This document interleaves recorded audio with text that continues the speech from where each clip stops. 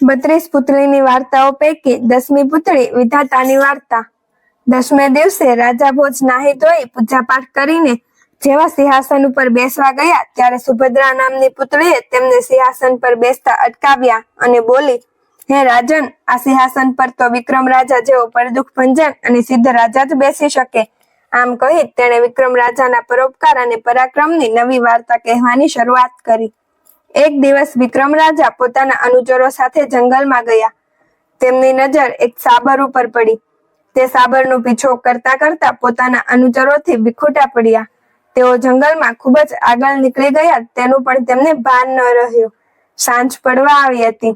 ભૂખ અને તરસ પણ લાગી હતી। તેઓ અંધારામાં રસ્તો સાવ ભૂલી ગયા એટલે ગમે તે રસ્તે તેઓ આગળ ચાલવા લાગ્યા। આગળ જતા તેઓ એક ગામમાં આવ્યા। તેમણે ગામમાં પેસતા જ એક મકાન આગળ આવીને પોતાનો ઘોડો થોભાવ્યો। આ ઘર બ્રાહ્મણનું હતું।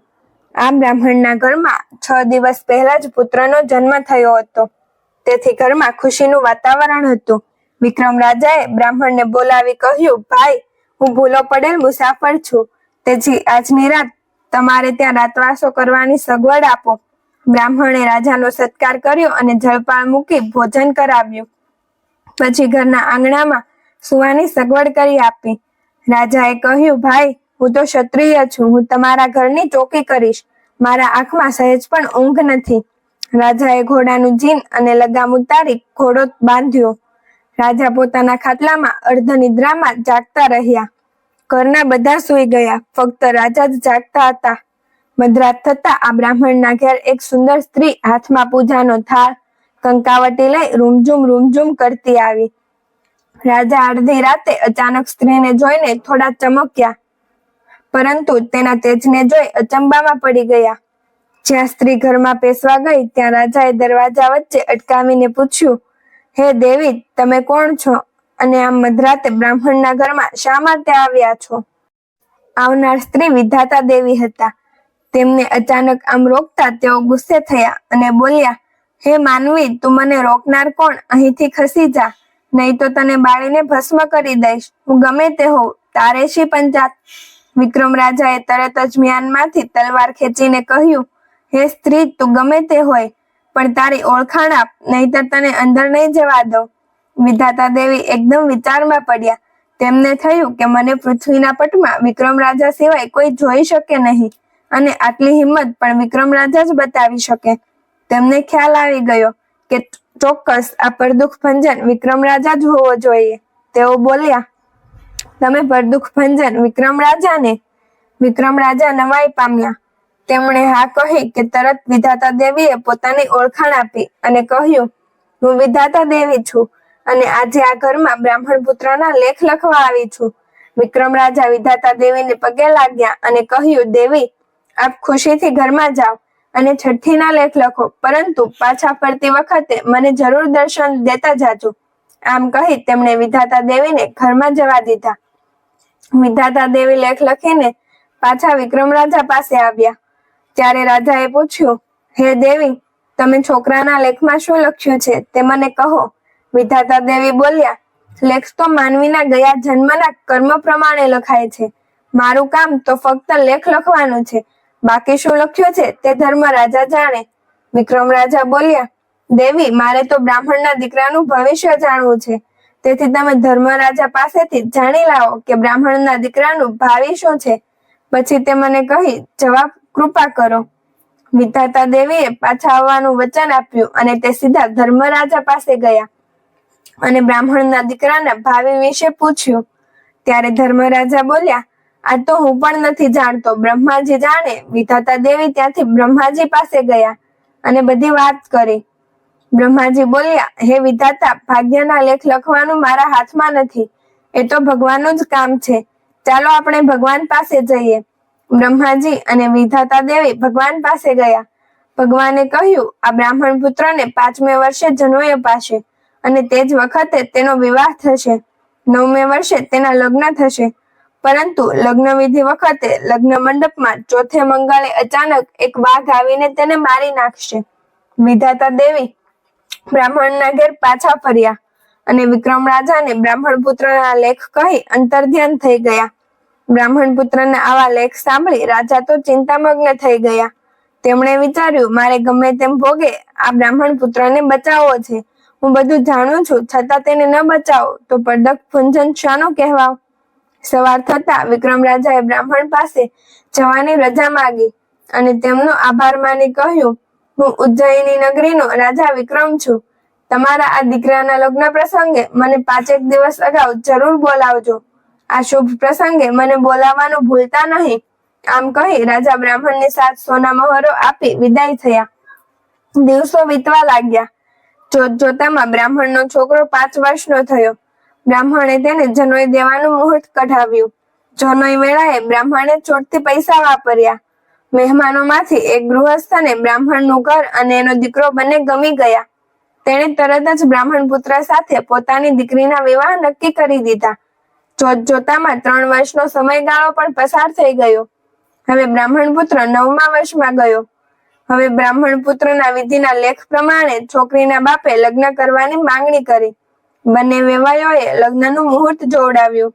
બ્રાહ્મણ અને બ્રાહ્મણી તો ઓચિંતા લગ્ન પ્રસંગ આવવાથી ચિંતામાં પડ્યા, કારણ કે તેમની પાસે પૈસાની વ્યવસ્થા ન હતી.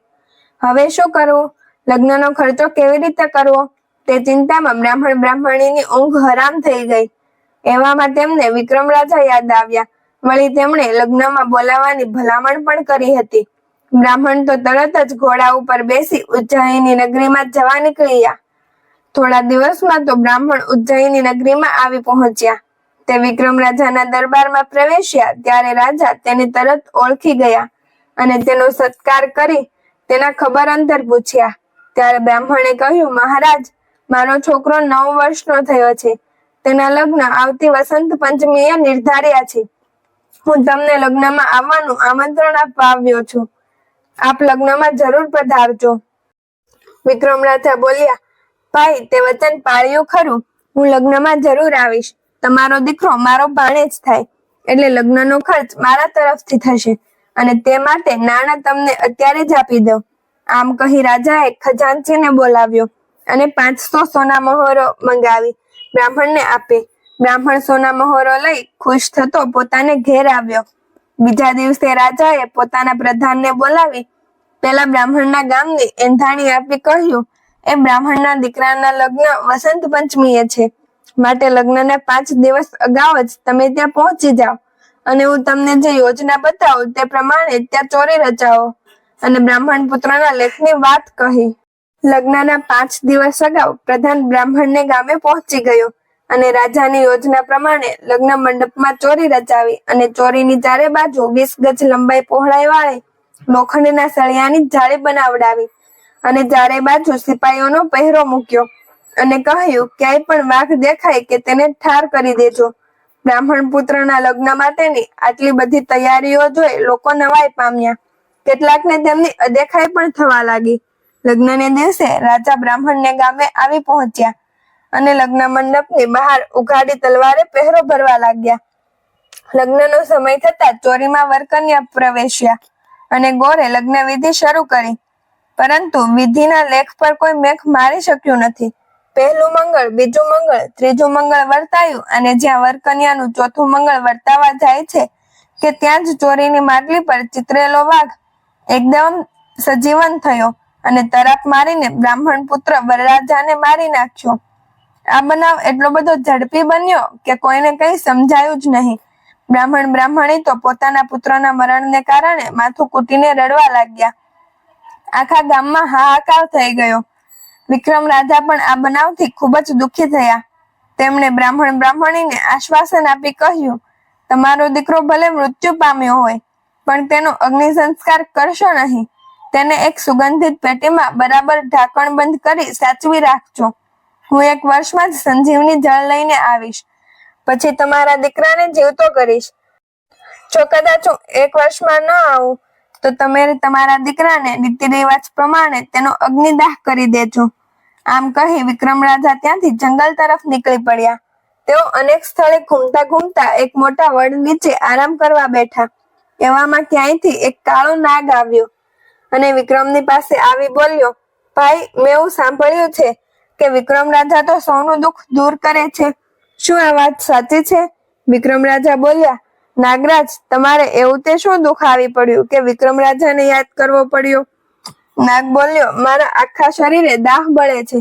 મેં સાંભળ્યું છે કે મનુષ્યના દેહમાં અમી હોય છે, એટલે મારે કોઈ મનુષ્યના દેહમાં પ્રવેશી ઠંડક મેળવવી છે. આવી ઠંડક મને ફક્ત પરદુખ ભંજન વિક્રમ રાજા જ આપી શકે. વિક્રમ રાજાએ પોતાની ઓળખાણ આપી અને કહ્યું, હે નાગરાજ, જો મારા દેહમાં પ્રવેશવાથી આપને ઠંડક મળતી હોય તેમજ તમારું દર્દ મટતું હોય તો ખુશીથી મારા મોઢા વાટે તમે મારા ઉદરમાં દાખલ થઈ જાઓ. આમ કહી વિક્રમ રાજાએ પોતાનું મોઢું ખોલ્યું એટલે નાગ તેમના ઉદરમાં દાખલ થઈ ગયો. ઉદરમાં બેસવાથી નાગની બળતરા ઓછી થઈ ગઈ. તેને શાંતિ વળી, પરંતુ વિક્રમ રાજાને પીડા થવા લાગી. ધીરે ધીરે વિક્રમ રાજાનું શરીર નાગના ઝેરની અસરથી કાળું પડવા લાગ્યું. થોડા દિવસમાં તો તેમનું આખું રૂપ જ બદલાઈ ગયું. તેમના હાથ પગ દોરડી જેવા અને પેટ ગાગરડી જેવું થઈ ગયું. આખું શરીર કદરૂપું થઈ ગયું અને વેદના તો એવી થવા લાગી કે જાણે હજારો વીછીના ડંખ વાગતા હોય. આવા અસહ્ય દુઃખથી પીડાતા વિક્રમ રાજા ધીરે ધીરે એક નગરીમાં આવી પહોંચ્યા. તેમનું શરીર વેદનાથી એટલું અશક્ત થઈ ગયું કે નગરીના ચોકમાં જ ચક્કર આવતા બેભાન થઈ ઢળી પડ્યા. લોકોનું ટોળું ત્યાં એકઠું થઈ ગયું અને એક જણ તો રાજાને ખબર આપવા દોડી ગયો. આ નગરના રાજાની સંતાનમાં ફક્ત 2 કુંવરી જ હતી. તેમાં એક કુંવરી આપકર્મી હતી અને બીજી બાપકર્મી હતી. રાજાને આપકર્મી છોકરી સહેજ પણ ગમતી ન હતી, કારણ કે તે આપકર્મી કુંવરીને એવા માણસ સાથે પરણાવવા માંગતા હતા કે તે કદરૂપો હોય કે જેથી તે કુંવરી જીવનભર દુઃખી રહે. એવામાં રાજાને ખબર પડી કે નગરના ચોકમાં કોઈ કદરૂપો માણસ બેભાન અવસ્થામાં પડ્યો છે. રાજાને મનમાં વિચાર આવ્યો કે આપકર્મી કુંવરીને આ કદરૂપા માણસ સાથે પરણાવી દઉં તો તે જીવનભર સુખી નહીં રહે. તેમણે તરત જ સિપાઈઓને તે કદરૂપા માણસને રાજમહેલે તેડી લાવવા કહ્યું. સિપાઈઓ તરત જ નગર ચોકમાં જઈ બેભાન હાલતમાં પડેલા માણસને રાજમહેલે લઈ આવ્યા. રાજાને રાજવૈદ્યો બોલાવી તેનો ઉપચાર કરાવી તેને ભાનમાં લાવ્યો. તે સહેજ સ્વસ્થ થયો કે તરત જ તેના આપકર્મી કુંવરી સાથે ઘડિયા લગ્ન લેવડાવ્યા. પછી ગુસ્સે થઈ બોલ્યા, હવે જોઉં છું કે તું આપકર્મથી કેવી સુખી થાય છે. તારે અંતે તો બાપના આશ્રયે આવવું જ પડશે. તમારે બંનેને રહેવા માટે નગરના દરવાજે આવેલ એક ખંડિયર મકાન રાખ્યું છે, ત્યાં તમે રહો. આપકર્મી કુંવરીને પોતાના પિતાના આવા વર્તનથી ખૂબ જ ખોટું લાગ્યું. તેમના વચનોથી તો તેનું દિલ સળગી ગયું. તે તરત જ પહેર્યા કપડે પોતાના કદરૂપા પતિ સાથે ખંડિયર મકાનમાં રહેવા ચાલી ગઈ. તે પોતાના કદરૂપા રોગી પતિની તનમનથી સેવા કરવા લાગી. તે પોતાના પતિને સહેજ પણ દુઃખ નહોતી પડવા દેતી. એક દિવસ તે પોતાના પતિને નવરાવી શરીર લૂછી સુવાડી પોતે બાજુમાં બેઠી હતી કે પતિના મુખમાંથી ધીમે ધીમે એક નાગ બહાર આવ્યો અને ધીમે ધીમે સરકતો પથારીમાંથી બહાર નીકળ્યો. કુંવરી પહેલા તો નાગને જોઈ ડઘાઈ ગઈ, પણ હિંમત કરીને તે જ જગ્યાએ બેસી રહી.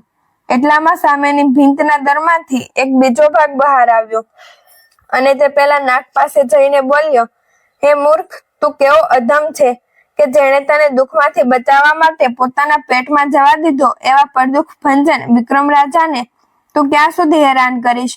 તે તેમની કેવી દશા કરી છે. આ સાંભળી પેલા મુખમાંથી નીકળેલો સાપ ગુસ્સામાં બોલ્યો, અલ્યા, તું મને મૂર્ખ અને અધમ કહે છે, પણ તું ક્યાં મોટો પરોપકારી છે. તું કેવો ધનના ચર ઉપર નિરાતે બેઠો છે. તને ત્યાંથી સહેજ પણ ખસવું ગમતું નથી. તું કોઈને ચરુમાનું ધન ક્યાં લેવા દે છે? એ તો તારા નસીબ સારા છે કે તને હજુ સુધી કોઈ માથાનો મળ્યો નથી. નહીતર જો કોઈ કકડાવેલું ગરમ તેલ તારા દરમાં રેડી દે તો તું બળીને ભસ્મ થઈ જા. પછી તો તે ચરુમાનું બધું જ ધન તે માણસનું જ થઈ જાય. આ સાંભળી પેલો દરવાળો નાગ બોલ્યો, તું મારી મરવાની શું ફિકર કરે છે? પણ જો કોઈ જાણકાર માણસ આ કદરૂપા બનેલા રાજાને કોઠમડા ખવડાવી દે તો તારા પેટની અંદર જ ટુકડે ટુકડા થઈ જાય અને રાજાની કાયા કંચનવર્ણી બની જાય. આપકર્મી કુંવરી પતિ પાસે બેઠી બેઠી આ બંને નાગોની વાતો સાંભળતી હતી. તે પોતે પરદુખ ભંજન વિક્રમ રાજાને પરણી છે તે વાત જાણી ખૂબ જ રાજી થઈ ગઈ. તેણે બંને નાગના નાશની તરકીબ વિચારવા લાગી. થોડી વારમાં બંને નાગો પોતપોતાની જગ્યાએ પાછા જતા રહ્યા. સવાર થતા કુંવરી એક તપેલીમાં તેલ ભરી તેને ખૂબ જ કકડાવ્યું. પછી તે તેલ ભીતમાં આવેલા દરમાં નાખ્યું કે થોડી વારમાં તો તે નાગ બળીને ભડથો થઈ ગયો. પછી કુંવરીએ તે દરવાળો ભાગ ખોદીને જોયું તો તેમાંથી મોટા મોટા 3 ચરુઓ સોના મહોરોથી ભરેલા પડ્યા હતા. કુંવરીએ તેમાંથી થોડી સોના મહોરો બહાર કાઢી પાછા તે ચરુઓ માટીથી ઢાંકી દીધા. પછી કુંવરી બીજા બજારમાં ગઈ અને ગાંધીની દુકાનેથી કોઠમડા લઈ આવી અને રાજાને ખવડાવ્યા. રાજાના પેટમાં ભરાઈ રહેલા નાગના ટુકડા થઈ ગયા અને તે ઝાડા વાટે બહાર નીકળી ગયા. થોડી વારમાં રાજાના પેટની પીડા ઓછી થઈ ગઈ અને તેમનું શરીર હળવું ફૂલ જેવું થઈ ગયું. તેઓ પાછું મરડીને બેઠા થયા કે સામે એક રૂપાળી કુંવરીને ઉભેલી જોઈ તે નવાઈ પામ્યા, કારણ કે અત્યાર સુધી જે કંઈ બન્યું તે તેમની બેભાન અવસ્થામાં બન્યું હતું. તેમણે કુંવરીને પૂછ્યું, હે સુંદરી, તમે કોણ છો? કુંવરીએ બધી વિગતે વાત કરી અને પોતે તેમની પત્ની છે તે જણાવ્યું. રાજાએ કુંવરીની વાત સાંભળી બોલ્યા, હું તમારી બહાદુરી ઉપર ખુશ થયો છું, પણ તમે પોતાના સ્વાર્થ ખાતર 2 નાગની હત્યા કરી તે મને ન ગમ્યું. વળી એ નાગને તો મેં જ જાણી જોઈને આશરો આપ્યો હતો. હવે જે થવાનું હતું તે થઈ ગયું. તું મને પેલા નાગના કટકા શોધીને એક પોટલીમાં બાંધી આપ. હું સંજીવનીની શોધમાં નીકળ્યો છું. તે મેળવીશ તો અહીં પાછો આવીશ, નહીં તો મારા પ્રાણ ત્યજીશ. જો હું જીવતો રહીશ તો તમને લેવા અહીં જરૂર આવીશ. કુંવરીએ કહ્યું, હે સ્વામી, હું તમારી પત્ની છું, તેથી તમારા સુખ દુઃખે સાથે રહીશ. તમે જ્યાં જશો ત્યાં હું આવીશ. તેણે મળમાંથી નાગના કટકા શોધી તેને લુગડામાં બાંધી રાજા સાથે નીકળી પડી. બંને પતિ પત્ની જંગલના માર્ગે ચાલવા લાગ્યા. થોડેક આગળ જતા રસ્તામાં એક નાગણ મળી. તેણે રસ્તો આંતરીને વિક્રમ રાજાને કહેવા લાગી, હે રાજા, તમારા જેવા જ એક માણસ મારા દીકરાને શીતળતા આપવા માટે પેટમાં આશરો આપ્યો હતો. શું તમે એ તો નથી ને? રાજાએ કહ્યું, હે નાગણ, તે હું જ છું, પણ તેને બચાવવા માટે મેં જ પેટમાં આશરો આપ્યો, પણ ઉલટો તે મારા લીધે જ મરણ પામ્યો. આમ કહી રાજાએ બધી હકીકત કહી જણાવી અને પોટલી ખોલી નાગના કટકા બતાવ્યા. નાગણે ખુશ થઈને કહ્યું, હવે તું ચિંતા કરીશ નહીં. હું મારા પુત્રને જીવતો કરી દઉં છું. મારી પાસે સંજીવની જળ છે. તે મારા પિતાએ પાતાળમાંથી વળાવતી વખતે મને આપ્યું હતું. તે હવે મારા કામમાં આવશે. આમ કહી નાગણ તરત જ રાફડામાં જઈ સંજીવની જળ લઈ આવી અને પોતાના પુત્રના ટુકડા પર તેનો છંટકાવ કર્યો. એટલે તરત જ કટકામાંથી નાગ સજીવન થઈ ગયો. સંજીવની જળના પ્રતાપે નાગનો બળતરાનો રોગ પણ મટી ગયો. પુત્રને સજીવન જોઈ નાગણ તેને વહાલથી ભેટી પડી. નાગણે ખુશ થઈ તે જળ વિક્રમ રાજાને આપ્યું અને કહ્યું, આનાથી હજી પણ 2 જીવ સજીવન થઈ શકશે. રાજાએ નાગણનો આભાર માની તે જળ લઈ પોતાની પત્ની સાથે ખંડિયર મકાનમાં આવ્યા અને પેલા દરવાળા નાગનો ભડથું દેહને શોધી તેના ઉપર સંજીવન જળ છાટ્યું કે તે નાગ પણ સજીવન થઈ ગયો. તે નાગ પાછો પેલા ચરુઓની ચોકી કરવા લાગ્યો. પછી વિક્રમ રાજા પોતાની પત્નીને લઈને પેલા બ્રાહ્મણના છોકરાને જીવતો કરવા ગામ આવ્યા.